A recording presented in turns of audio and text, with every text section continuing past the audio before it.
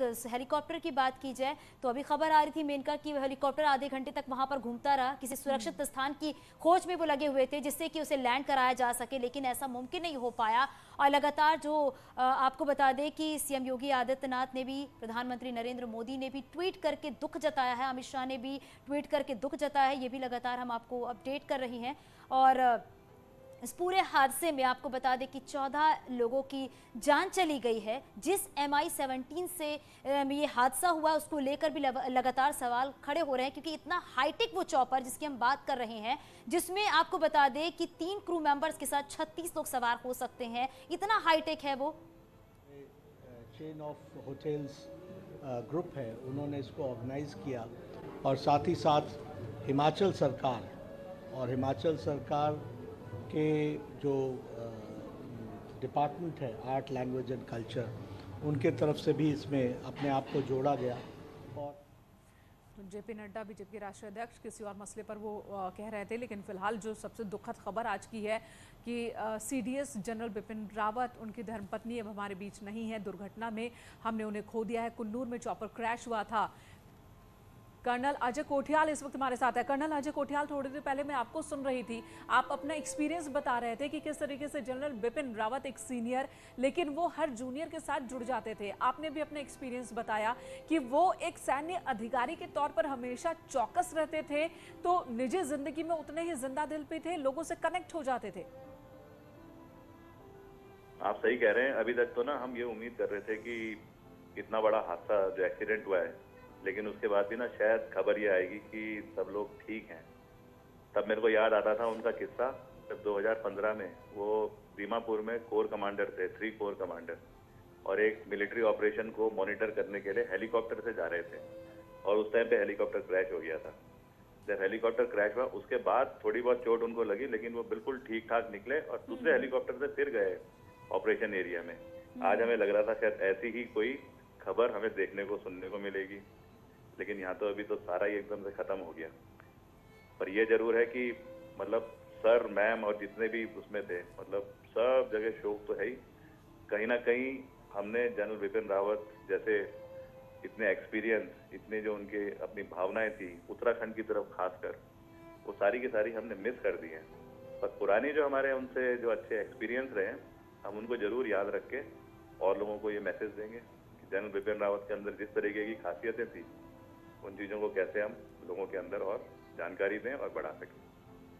बिल्कुल कोठियाल जी, और यही वजह शायद कि वो सेनाध्यक्ष तो रहे, उसके बाद जब चीफ ऑफ डिफेंस ये पद बना तो सबसे पहले उन्हीं का नाम सेलेक्ट हुआ, क्योंकि वो फैसले लेने में भी सक्षम, सही फैसला किस वक्त लेना है और कितनी बातें कहनी है, किस तरह से लोगों को जोड़ना है, कोऑर्डिनेशन, इसमें भी वो बहुत सक्षम थे। शायद यही वजह कि CDS सबसे पहले उन्हें चुना गया। और जब उनका नाम सामने आया तो कहीं से कोई विवाद नहीं था, हर कोई उनके नाम पर सहमत था। तीनों जो विंग है सेना के वो सहमत थे, और अब लेकिन वो हमारे बीच नहीं है। कितना बड़ा नुकसान है ये डिफेंस को। और पता है डिफेंस में ना, जब डिफेंस के अंदर इम्प्रूवमेंट्स होते हैं तो वो जनरली सोसाइटी से शेयर नहीं करे जाते, पर मैं इतना जरूर शेयर कर सकता हूँ कि आज डिफेंस फोर्सेस के बीच में आपस में कोऑर्डिनेशन, आर्मी, नेवी, एयरफोर्स बहुत ही बेहतर होना शुरू हो गया था। डिफेंस फोर्सेस की ऑपरेशनल कैपेबिलिटी के तरीके उन्होंने बढ़ाने शुरू कर दिए थे। स्ट्रक्चरिंग ऑफ फोर्सेस, उसको करना जो बहुत जरूरी था और आसान नहीं था, उसके ऊपर बड़े मेजर स्टेप्स लेने शुरू हो गए थे और वो ना काफी हद तक आगे शुरू भी हो गए थे। एडमिनिस्ट्रेटिव रिक्वायरमेंट्स हो गई, लॉजिस्टिक सपोर्ट कैसे होते हैं, इन सब चीजों पे as CDS general Bipin Rawat ने जो इनिशिएटिव्स लिए थे वो तो खैर आगे चलेंगे, लेकिन वो इनिशिएटिव लेने की जो उनकी एक्सपीरियंस जिंदगी में रहे हैं, उनकी जो सोच रही है, विजन रही है, वो ये आज इस फौज को और ज्यादा स्ट्रॉन्ग, ताकतवर बनाएगी। बिल्कुल अजय जी, उनके एक्सपीरियंस को आज हर कोई याद कर रहा है, उनके अनुभव और जिस तरीके से देश की सेवा उन्होंने की, हर कोई इस बात को याद करा। बहुत शुक्रिया यहाँ पर अपनी बातें साझा करने के लिए। और चलिए, हमारे सहयोगी अनुपम हमारे साथ लाइव जुड़ गए हैं। अनुपम, अभी क्या जानकारी वहां पर मिल पा रही है, किस तरह की तस्वीरें वहां पर देखने को मिल रही हैं? देखिए, जनरल बिपिन रावत का उत्तराखंड से कनेक्शन अपना बड़ा स्ट्रॉन्ग कनेक्शन रहा है। पौड़ी गढ़वाल जिले से वो बिलोंग करते थे। हालांकि उनकी जो अपब्रिंगिंग है, जो पढ़ाई है, वो देहरादून, शिमला में हुई है। और लेकिन देहरादून में स्कूल में वो अभी 1 साल पहले अपने स्कूल में आए थे तो वहाँ पूरा विजिट किया था, वो आते रहते थे। अभी हाल में जब 9 नवंबर को उत्तराखंड के 21 साल पूरे हुए थे, तब भी जनरल रावत देहरादून आए थे, यहाँ वो सबसे घुल मिल के मिले। तो यहाँ एक लोगों में बहुत शौक की लहर है, वो उसको एक पर्सनल लॉस की तरह यहाँ लोग देखते हैं, क्योंकि जिस तरीके से उनका कनेक्शन था, बॉर्डर स्टेट है उत्तराखंड, देखिए चाइना और नेपाल के साथ हम लोग बॉर्डर शेयर करते हैं, तो उस बात को लेकर वो अक्सर बहुत चिंतित रहते थे कि भाई ये बॉर्डर एरिया से गांव लगातार खाली हो रहे हैं, पलायन हो रहा है, वह कैसे रिवर्स पलायन शुरू हो, कैसे लोग वहां वापस जाएं, उनकी बसाहत हो। ऐसे कई मुद्दे हैं, यहाँ के कृषि के मुद्दे हैं, कैसे लोगों की यहाँ पर जो लाइफ है वो सुधरे, कैसे लोग यहाँ पैसा कमा सकें, कैसे वो अपनी जड़ों से जुड़े रह सकें, इसको लेके वो बहुत अपना कंसर्न शेयर करते थे। स्टेट में भी स्टेट गवर्नमेंट्स के साथ लगातार बातचीत करते थे। तो यहाँ कम से कम एक बड़ा पर्सनल लॉस है उत्तराखंड में लोगों के लिए। जी बिल्कुल। और अनुपम जी, अभी थोड़ी देर पहले पूर्व मुख्यमंत्री त्रिवेंद्र सिंह रावत से बात हो रही थी, वो भी इसी बात का जिक्र कर रहे थे कि जनरल बिपिन रावत बहुत व्यस्त उनकी दिनचर्या थी, क्योंकि उनकी जिम्मेदारी बहुत बड़ी थी। जो सेना के तीनों विंग है उसके बीच का कोऑर्डिनेशन, बहुत सारे रिफॉर्म वाले फैसले लिए उन्होंने और उन फैसलों को इम्प्लीमेंट भी करवाया, और तीनों विंग को जोड़ना ये आसान काम नहीं होता। और इसके बाद भी वो उत्तराखंड से जुड़े रहते थे। उत्तराखंड में किस तरह से बदलाव लाया जाए, वहां पर जो रिवर्स पलायन हो, इसको लेकर बहुत सारे उनके सुझाव, जिस पर सरकार ने काम भी किया और उसका असर दिखने लगा था। उन्होंने भी यही बात कही, थोड़ी देर पहले बात हो रही थी। बिल्कुल मेनका, देखिए जो यहाँ पर एक अनुपम जी, आपके पास आती है वो ग्रुप कैप्टन यूके देवनाथ जी इस वक्त हमारे साथ जुड़ चुके हैं। देवनाथ जी, जो आज हादसा हुआ, जिस तरह से हमने अपने सीडीएस को खो दिया, देश के पहले सीडीएस बिपिन रावत को खो दिया, इस हादसे पर आप क्या कहेंगे इस वक्त?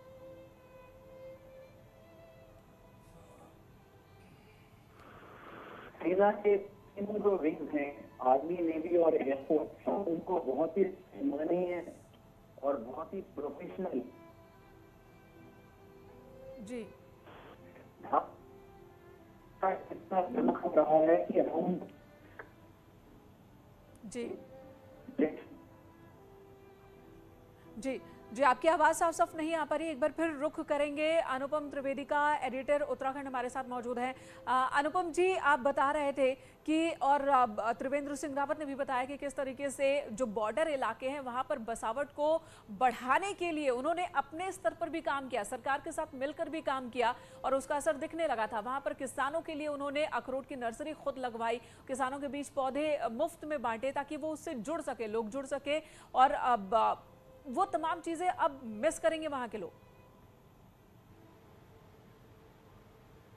बिल्कुल मेनका, देखिए यहाँ के लोग तो मिस करेंगे ही, और जिस तरीके से वो जो देश के बड़े जो डिस्टर्ब एरिया हैं, जम्मू कश्मीर में उनकी बहुत लंबी पोस्टिंग रही है, तो पहाड़ी स्टेट के वो थे और पहाड़ी राज्यों में उन्होंने सेवाएं करी हैं, तो उनको ये चीज़ पता थी कि पहाड़ी और बॉर्डर स्टेटों के लिए सिक्योरिटी कितनी इंपॉर्टेंट है और बॉर्डर की सिक्योरिटी कितनी इंपॉर्टेंट है। इसलिए उनका सारा फोकस इस बात पे था कि जो बॉर्डर एरियाज के गांव हैं वहाँ पर जरूर बसाहट होनी चाहिए, चाहे जो भी करना पड़े, लोग वहाँ आए, किस तरीके से रुकें, और अगर रुकेगा तो कोई क्यों रुकेगा, इसलिए वहाँ पर वो रुके, उसको कुछ अर्निंग हो, उसकी इकोनॉमी को सुधरे, इसके लिए वो लगातार प्रयासरत थे। और स्टेट गवर्नमेंट ने एक अपना पलायन आयोग बनाया कि पलायन किस तरीके से रुके, उसमें कहीं ना कहीं जनरल बिपिन रावत का बहुत बड़ा रोल उन्होंने प्ले किया है। अपने जो उन्होंने समय समय पे इनपुट्स दिए हैं उसके लिए थे। उसके अलावा उत्तराखंड या हिमाचल ऐसे स्टेटों से जो पहाड़ के स्टेट है, वहाँ से युवा किस तरीके से डिफेंस फोर्सेस में ज़्यादा से ज़्यादा जाएं, क्योंकि अब उत्तराखंड की भी बात करें तो यहाँ हर रैंडम दूसरे तीसरे परिवार का कोई ना कोई सदस्य सेना से जरूर जुड़ा है। बिल्कुल। तो वो एक लगातार उनकी कोशिश रही कि किस तरीके से ज़्यादा लोग और सेना के प्रति वो आकर्षण कम ना हो, वो लगातार बना रहे। तो उनके बहुत से ऐसे इनिशिएटिव थे, कई इनिशिएटिव्स के बारे में शायद हम लोगों को पता भी नहीं होगा, लेकिन वो कुछ ना कुछ किसी ना किसी तरीके से कनेक्टेड जरूर रहते थे और कोशिश करते थे कि जो उनका होम स्टेट है, पहाड़ी स्टेट है, सेंसिटिव जगहें हैं, वहाँ पर किसी ना किसी तरीके से लोग जुड़े रहें अपनी आजीविका से भी और देश की सुरक्षा से भी, और उनमें जो एक नेशनलिटी की फीलिंग है वो हमेशा स्ट्रांग रहे। जीवन का जी बिल्कुल अनुपम, और जिस तरीके से अभी हम उनकी उपलब्धियों की बात कर रहे थे, कई ऐसी उपलब्धियां उनके नाम है, चाहे उरी की बात करें या फिर सर्जिकल स्ट्राइक की बात करें या फिर चीन बॉर्डर पर जिस तरीके से उन्होंने एक लंबा वक्त बिताया है, यानी कि ये कहा जा सकता है कि जो भी उन्हें जिम्मेदारियां मिली है उसे बखूबी उन्होंने निभाया है। और ग्रुप कैप्टन हमारे साथ जुड़े हुए हैं, उनसे ही जानते हैं। यूके देवनाथ जी हमारे साथ हैं। यूकी जी, आपसे यही सबसे पहले जानना चाहेंगे, क्योंकि एक देश को बहुत बड़ा झटका लगा है, डिफेंस को बहुत बड़ा झटका लगा है, आप किस तरीके से आज सीडीएस बिपिन रावत को याद कर रहे हैं?